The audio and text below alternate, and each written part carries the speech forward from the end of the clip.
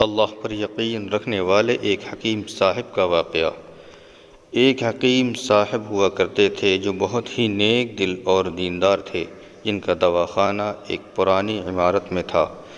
حکیم صاحب روز اپنے دواخانے جانے سے پہلے اپنی اہلیہ سے کہتے، اپنی بیوی سے کہتے کہ جس چیز کی ضرورت ہو تم کو تو وہ تم ایک کاغذ پر لکھ کر دے دو، تو ان کی بیوی لکھ کر دے دیتی۔ حکیم صاحب جب اپنی دکان پر جا کر سب سے پہلے اس پرچے کو کھولتے، بیوی نے جو کچھ لکھا ہوتا وہ ان کا حساب لگاتے اور اس کا ٹوٹل کرتے، پھر اللہ سے دعا کرتے کہ یا خدا، میں تیرے حکم کی تعمیل میں تیری عبادت چھوڑ کر یہاں دنیا داری کے چکر میں آ بیٹھا ہوں، جیسے ہی تو میری آج کی ضرورت کو پورا کر دے گا میں اسی وقت یہاں سے اٹھ جاؤں گا۔ اور پھر یہی ہوتا، کبھی تو صبح کے 9 بجے یا کبھی 10 بجے حکیم صاحب اپنے مریضوں سے فارغ ہو کر اپنے گھر چلے جاتے۔ ایک دن حکیم صاحب نے اپنی دکان کھولی اور رقم کا حساب لگانے کے لیے پرچی کھولی تو وہ پرچی کو دیکھتے ہی رہ گئے۔ ایک لمحے کے لیے تو ان کا دماغ گھوم گیا، ان کو اپنی آنکھوں پر یقین نہیں ہو رہا تھا، لیکن جلد ہی انہوں نے اپنے آپ پر قابو پا لیا۔ اس پرچے پر آٹے دال کے علاوہ ان کی بیوی نے لکھا ہوا تھا بیٹی کے دہیز کا سامان۔ حکیم صاحب کچھ دیر سوچتے رہے، پھر سب چیزوں کی قیمت لکھنے کے بعد دہیز کے سامان کے سامنے لکھ دیا کہ یہ خدا کا کام ہے اور خدا ہی جانے۔ پھر وہ اپنے کام میں لگ گئے۔ 1-2 مریض آئے تھے جن کو حکیم صاحب نے دوا دے دیا۔ اسی وقت ان کی دکان کے سامنے ایک بڑی سی کار آ کر رکی، لیکن کار کے آنے یا کار کے اندر کون ہے ان کو حکیم صاحب نے کوئی توجہ نہیں دی، کیونکہ کئی کاریں والے بھی حکیم صاحب کے پاس اپنا علاج کروانے آتے جاتے رہتے تھے۔ یہ سب تو روز کا کام تھا۔ جب سارے مریض اپنی دوا لے کر چلے گئے تو کار والے صاحب کار سے باہر نکلے، حکیم صاحب کو سلام کیا اور جا کر ان کی دکان میں بیٹھ گئے۔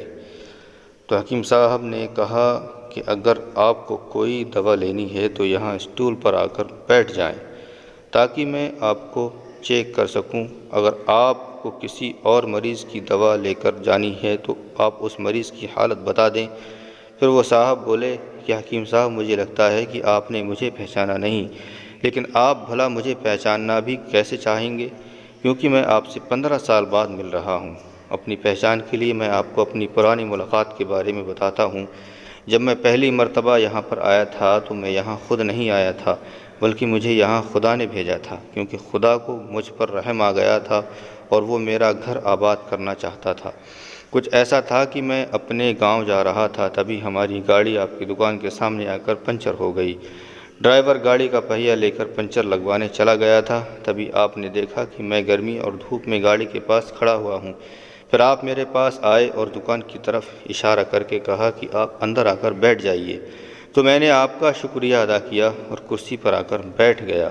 ڈرائیور نے کچھ زیادہ ہی دیر لگا دیا تھا۔ ایک چھوٹی سی بچی بھی میرے پاس کھڑی تھی اور بار بار کہہ رہی تھی کہ مجھے بھوک لگ رہی ہے، اور آپ اس سے کہہ رہے تھے کہ بیٹی تھوڑا صبر کرو، ابھی تھوڑی دیر میں چلتے ہیں۔ میں یہ سوچ رہا تھا کہ میں آپ کے پاس اتنی دیر سے بیٹھا ہوں، لگتا ہے مجھے آپ سے کوئی دوا خریدنی چاہیے تاکہ آپ میرے بیٹھنے کو زیادہ محسوس نہ کریں۔ میں نے کہا کہ حکیم صاحب، میں انگلینڈ میں رہتا ہوں، وہاں گئے ہوئے مجھے 6 سال سے زیادہ ہو چکے ہیں۔ جانے سے پہلے میری شادی ہوئی تھی، لیکن آج تک میری کوئی اولاد نہیں ہے۔ میں نے ہر جگہ علاج کروایا، لیکن اب صرف مایوسی ہے۔ آپ نے کہا کہ میرے بھائی، توبہ استغفار پڑھو اور اپنے رب سے مایوس نہ ہو، یاد رکھو اس کے خزانے میں کسی چیز کی کمی نہیں ہے۔ اولاد، مال، غم، خوشی، زندگی اور موت سب اسی کے دست قدرت میں ہے۔ کسی ڈاکٹر کے ہاتھ میں شفا نہیں ہوتی اور نہ کسی دوا میں شفا ہوتی ہے۔ اگر شفا ملتی ہے تو وہ خدا کے حکم سے ملتی ہے۔ اولاد دینی ہے تو وہی دینے والا ہے۔ مجھے یاد ہے کہ آپ باتیں بھی کہہ رہے تھے اور 7 پوڑیاں بھی بناتے جا رہے تھے۔ ساری دوائیں آپ نے 2 حصوں میں کر کے انہیں الگ الگ لفافوں میں رکھ دی۔ پھر آپ نے مجھ سے پوچھا کہ آپ کا نام کیا ہے؟ میں نے کہا کہ میرا نام افضل ہے۔ آپ نے ایک لفافے پر افضل لکھا اور دوسرے لفافے پر بیگم کا نام لکھا۔ پھر دونوں لفافے ایک تھیلے میں ڈال کر دوا کھانے کا طریقہ بتا دیا۔ میں نے بے دلی سے دوا لی کیونکہ میں تو صرف آپ کو کچھ رقم دینا چاہتا تھا، لیکن جو دوا لینے کے بعد میں نے پوچھا کہ کتنے پیسے دینے ہیں تو آپ نے کہا کہ بس ٹھیک ہے۔ تو مجھے کچھ سمجھ میں نہیں آیا، تو میں نے دوبارہ پوچھا تو آپ نے کہا کہ آج کا کھاتا تو بند ہو گیا۔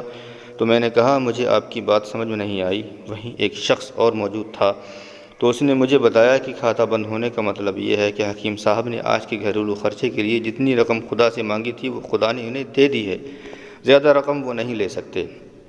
میں بہت حیران ہوا اور دل ہی دل میں شرمندہ ہوا کہ میرے کتنے گھٹیا خیالات تھے، اور یہ سادہ سا حکیم کتنا عظیم انسان ہے۔ پھر میں نے اپنے گھر پر جا کر اپنی بیگم کو یہ دوائیں دکھائیں اور ساری بات سمجھائی، تو وہ کہنے لگی کہ وہ کوئی انسان نہیں بلکہ ہمارے لیے تو وہ ایک فرشتے جیسا ہے۔ مجھے یقین ہے کہ ان کی دی ہوئی دوا ہمارے لیے فائدہ مند ضرور ثابت ہوگی۔ حکیم صاحب، آج میں 3 بچوں کا باپ ہوں۔ خدا نے آپ کو ہماری مدد کا وسیلہ بنایا۔ ہم ہمیشہ آپ کے لیے دعا کرتے ہیں۔ جب بھی میں اپنے گاؤں چھٹی پر آیا تو ہر بار آپ کی دکان پر آیا، لیکن مجھے ہمیشہ آپ کی دکان بند ہی ملی۔ میں کل دوپہر کو بھی آیا تھا، لیکن آپ کی دکان کل بھی بند تھی۔ وہیں ایک آدمی کھڑا تھا، اس نے کہا کہ اگر آپ کو حکیم صاحب سے ملنا ہے تو آپ صبح 9 بجے آ جائیے، ورنہ ان سے ملنا مشکل ہے۔ اس لیے میں آج آپ سے ملنے صبح چلا آیا ہوں۔ جب 15 سال پہلے میں نے آپ کی دکان میں آپ کی چھوٹی بیٹی دیکھی تو میں نے بتایا تھا کہ اسے دیکھ کر مجھے میری بھانجی یاد آ رہی ہے۔ میری بھانجی کی شادی اس مہینے میں ہونی تھی۔ اس کی شادی کا سارا خرچہ میں نے اپنے ذمے لیا تھا۔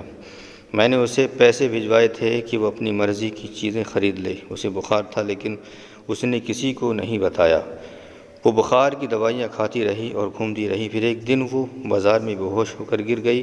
اسپتال لے جانے کے بعد پتہ چلا کہ اسے بہت تیز بخار ہے اور وہ بے ہوشی کی حالت میں ہی دنیا سے چلی گئی۔ اس کے انتقال ہونے کے بعد نہ جانے کیوں مجھے اور میری بیوی کو آپ کی بیٹی کا خیال آیا۔ ہم نے یہ فیصلہ کیا کہ ہم دہیز کا سارا سامان آپ کی بیٹی کے لیے پہنچا دیں گے، اور اگر شادی جلد ہو گئی تو سارا انتظام خود ہی کریں گے، اور اگر ابھی کچھ وقت ہوا تو نقد رقم پہنچا دیں گے۔ میری آپ سے یہ گزارش ہے کہ آپ ان سب کے لیے مجھے منع نہیں کریں گے۔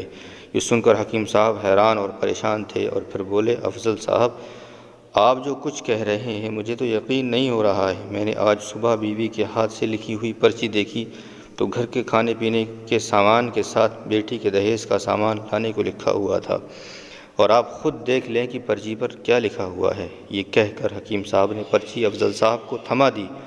افضل صاحب نے جب پرچی دیکھی تو وہ دیکھ کر حیران ہو گئے۔ اس پر لکھا تھا کہ یہ خدا کا کام ہے، خدا ہی جانے۔ حکیم صاحب نے کہا کہ افضل صاحب، یقین مانیے جو بھی میری بیوی نے پرچی میں لکھی ہو، آج تک ایسا نہیں ہوا کہ ان سب چیزوں کو لانے کا بندوبست نہیں ہوا۔ تو آپ کی بھانجی کی وفات کا مجھے بہت افسوس ہے، لیکن میں اس پاک رب کی قدرت پر حیران ہوں کہ جو ہمیں کیا کیا معجزے دکھاتا ہے۔ اس طرح حکیم صاحب کی بیٹی کے دہیز کے سامان کا انتظام ہوتا ہے، اور بڑے دھوم دھام سے ان کی بیٹی کی شادی ہو جاتی ہے۔